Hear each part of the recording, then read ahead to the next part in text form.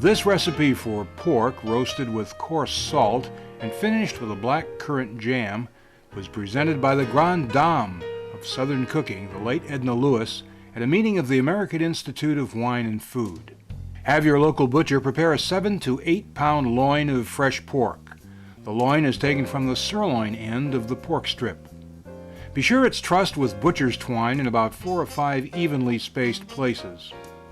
Preheat your oven to 500 degrees. Cut 12 to 16 slits in the fat side of the pork roast using a sharp paring knife. Each slit should be about 1 inch wide and 1.5 inches deep. Try to space the slits equally apart in 3 to 4 rows of 4 each. Insert 2 to 3 whole peppercorns into each slit. Peppercorns are the pungent fruit of a perennial climbing shrub and originate in India and Sri Lanka. The best peppers are reputedly the Tellicherry and the Lampong. Next, insert a bay leaf into each slit. Native to the Mediterranean area, bay leaves are the dried leaves of the evergreen tree Laurus nobilis.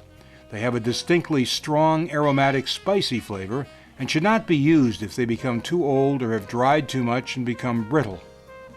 Be sure to leave enough of the bay leaves protruding outside the slits so you may easily remove them later before serving. Pour coarse salt over the entire roast. You may use coarse salt or ice cream salt. Place the salted roast on a rack on a roast pan. Put the roast into the hot oven and cook for only 5 minutes. After 5 minutes, lower the heat to 350 degrees and roast for 30 minutes per pound, approximately 3.5 to 4 hours. 30 minutes before the roast is done, remove from the oven and pour a cup of ice water over it. After a few minutes, spread black currant jam over the entire surface. Be sure to cover all areas of the surface of the roast. You may find a recipe for black currant jam on our website.